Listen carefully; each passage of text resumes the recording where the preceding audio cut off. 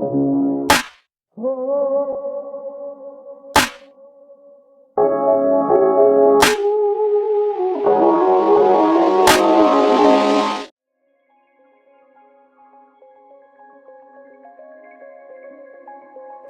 दोस्तों, आप सुन रहे हैं बुकीफाई, जहां आवाज के जरिए हम लेके आते हैं दुनिया की सबसे पावरफुल बुक्स का ज्ञान सीधा आप तक। पिछली वीडियो में हमने डेल कार्नेगी की इस जर्नी का एक बहुत बड़ा सच समझा था कि प्रिपरेशन ही कॉन्फिडेंस की नींव है। हमने देखा था कि जब आप अपने टॉपिक को डीपली समझ लेते हैं तो स्टेज का डर अपने आप कम हो जाता है। हमने बात की थी कि स्पीच को रटना नहीं है, बल्कि अपने पर्सनल एक्सपीरियंसेस को ऑडियंस के साथ शेयर करना है। लेकिन दोस्तों, क्या सिर्फ अच्छी तैयारी काफी है? मान लीजिए आपने बहुत मेहनत से एक स्क्रिप्ट लिखी, आपको हर पॉइंट याद है, पर जब आप स्टेज पर गए तो आपकी आवाज में कोई जान ही नहीं थी। आप बस एक मशीन की तरह बोल रहे थे। क्या ऑडियंस आपसे कनेक्ट करेगी? बिल्कुल नहीं। इसलिए आज हम बात करेंगे चैप्टर 6 फीलिंग एंड इंथुजियाज्म की। आज आप सीखेंगे कि कैसे अपनी स्पीच में वो आग भरनी है जो ऑडियंस को कुर्सी से बांध दे। तैयार हो जाइए, क्योंकि आज हम दिमाग से नहीं, दिल से बोलना सीखेंगे। The core of enthusiasm. Dale Carnegie इस चैप्टर में एक बहुत बड़ी बात कहते हैं। दुनिया में कोई भी महान काम बिना इंथुजियाज्म के, यानी जोश के, पूरा नहीं हुआ है। पब्लिक स्पीकिंग सिर्फ वर्ड्स का खेल नहीं है दोस्तों, ये इमोशंस का ट्रांसफर है। सबसे पहले ये समझें कि ऑडियंस को बेवकूफ बनाना नामुमकिन है। अगर आप स्टेज पर सिर्फ एक्टिंग कर रहे हैं तो लोग उसे तुरंत पकड़ लेंगे। कार्नेगी कहते हैं कि जब आप किसी ऐसी बात पर बोलते हैं जिस पर आपको खुद 100% यकीन हो, तो आपकी आवाज में एक नेचुरल गर्मी और आंखों में एक चमक आ जाती है। इसे ही फीलिंग कहते हैं। अगर आपके पास दुनिया भर की नॉलेज है पर उसमें फीलिंग नहीं है, तो आपकी स्पीच एक डेड बॉडी की तरह है। खूबसूरत तो दिख सकती है पर उसमें जान नहीं है। इसलिए हमेशा ऐसे विषय पर बोलिए जिसमें आपका जेन्युइन इंटरेस्ट हो।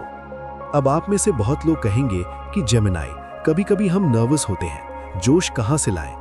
कार्नेगी ने इसका एक कमाल का साइकोलॉजिकल इलाज बताया है। उनका कहना है कि हमारे एक्शंस हमारी फीलिंग्स को कंट्रोल करते हैं। अगर आप स्टेज पर थोड़े जोश से चलेंगे, अपनी आवाज को थोड़ा बुलंद करेंगे और अपने हाथों का खुलकर इस्तेमाल करेंगे, तो आपका ब्रेन अपने आप एक्टिव हो जाएगा। Act enthusiastic and you will be enthusiastic. ये कोई धोखा नहीं है, ये साइंस है। जब आप एनर्जेटिक फील करते हैं तो आपकी बॉडी लैंग्वेज बदल जाती है। आप ऑडियंस की आंखों में देखकर बात करते हैं, आपका चेहरा खिल उठता है। और याद रखिए, जोश एक बीमारी की तरह होता है। अगर आप एक्साइटेड हैं तो आपकी ऑडियंस भी एक्साइटेड हो जाएगी। ये एक एनर्जी साइकिल है जो पूरे रूम का माहौल बदल देता है। इसका इम्पैक्ट क्या होता है? जब आप पूरे जोश के साथ बोलते हैं तो लोग आपके ग्रामर या वर्ड्स को नहीं देखते, वो आपके स्पिरिट को देखते हैं। वही स्पिरिट आपके मैसेज को यादगार बनाती है। आज के लिए एक छोटा सा होमवर्क, मिरर के सामने खड़े हो जाइए। वही स्पीच जो आपने तैयार की है उसे 2x जोश के साथ बोलिए। थोड़ा ज्यादा जेस्चर्स कीजिए, थोड़ा ज्यादा स्माइल कीजिए। आप देखेंगे कि आपका कॉन्फिडेंस लेवल अचानक से बूस्ट हो गया है। कार्नेगी का मकसद यही था कि आप स्टेज पर सिर्फ एक स्पीकर बनकर न जाएं, बल्कि एक फोर्स ऑफ नेचर बनकर जाएं। तो दोस्तों, चैप्टर 6 का सबसे बड़ा लेसन यही है कि आपका जोश ही आपका सबसे बड़ा हथियार है। बिना दिल लगाए आप किसी का दिमाग नहीं जीत सकते। अगर आपको आज की ये बात समझ आई है तो कमेंट में रेडी जरूर लिखिएगा। लेकिन दोस्तों रुकिए, सिर्फ जोश काफी नहीं है। मान लीजिए आप बहुत एक्साइटेड हैं पर आपकी बातें भटक रही हैं, तो क्या होगा? जोश तभी काम करता है जब वो सही डायरेक्शन में हो। पिछली चैप्टर में हमने डेल कार्नेगी की सिखाई हुई उस आग के बारे में बात की थी जिसे हम एंथुजियाज्म कहते हैं। हमने समझा था कि बिना जोश और जज्बात के आपकी स्पीच सिर्फ एक बेजान शरीर की तरह है। मैंने आपको बताया था कि कैसे act enthusiastic to be enthusiastic का प्रिंसिपल आपके अंदर कॉन्फिडेंस भर देता है। लेकिन दोस्तों, सोचिए अगर आपके पास एक बहुत पावरफुल लेजर लाइट हो, पर वो लेजर चारों तरफ भटक रही हो, क्या वो किसी चीज को काट पाएगी? बिल्कुल नहीं। जोश तभी काम आता है जब वो फोकस के साथ जुड़ा हो। आज हम डेल कार्नेगी की किताब के सबसे इंपॉर्टेंट और टेक्निकल चैप्टर पर हैं, चैप्टर 7 कंसंट्रेशन। आज आप सीखेंगे कि कैसे अपनी बिखरी हुई एनर्जी को समेटकर एक सिंगल पॉइंट पर निशाना लगाना है। अगर आपने ये सीख लिया तो ऑडियंस का ध्यान भटकाना नामुमकिन हो जाएगा। तो चलिए फोकस की इस मास्टरी को शुरू करते हैं। डेल कार्नेगी इस चैप्टर में एक बहुत कड़वी सच्चाई बताते हैं। वो कहते हैं कि ज्यादातर स्पीकर्स इसलिए फेल होते हैं क्योंकि वो एक ही स्पीच में दुनिया भर की सारी बातें बताने की कोशिश करते हैं। वो एवरीथिंग अबाउट एवरीथिंग बोलना चाहते हैं और रिजल्ट ये होता है कि ऑडियंस को नथिंग अबाउट एनीथिंग समझ आता है। कंसंट्रेशन का असली मतलब ऐड करना नहीं बल्कि एलिमिनेट करना है। इसका मतलब है कि आपको अपने दिमाग से उन सारे फालतू थॉट्स को निकालना होगा जो आपकी मेन मैसेज से जुड़े हुए नहीं हैं। कार्नेगी कहते हैं कि एक एफिशिएंट स्पीकर वो है जो अपनी स्पीच में यूनिटी ऑफ थॉट रखता है। जब आप स्टेज पर होते हैं तो आपका दिमाग एक घोड़े की तरह होता है जो इधर उधर भागना चाहता है। कभी आप ऑडियंस के फेस देखकर डरते हैं, कभी अगला पॉइंट भूलने का डर होता है। कंसंट्रेशन वो लगाम है जो उस घोड़े को सीधा रास्ता दिखाती है। अब आते हैं इस चैप्टर के सबसे बड़े मंत्र पर, 1 पॉइंट एट अ टाइम। दोस्तों, हमारा दिमाग एक वक्त पर सिर्फ एक ही गहरी बात को प्रोसेस कर सकता है। डेल कार्नेगी सजेस्ट करते हैं कि अपनी स्पीच को सेक्शंस में बांटिए। जब आप पॉइंट ए पर हैं तो पॉइंट बी के बारे में सोचना गुनाह है। मैंने कई स्पीकर्स को देखा है जो अभी पहला पॉइंट बोल ही रहे होते हैं पर उनका दिमाग तीसरे पॉइंट की चिंता कर रहा होता है। इससे क्या होता है, उनकी आवाज में हॉलोनेस आ जाती है। वो और आ करने लगते हैं क्योंकि उनका प्रेजेंस ऑफ माइंड वहां नहीं है।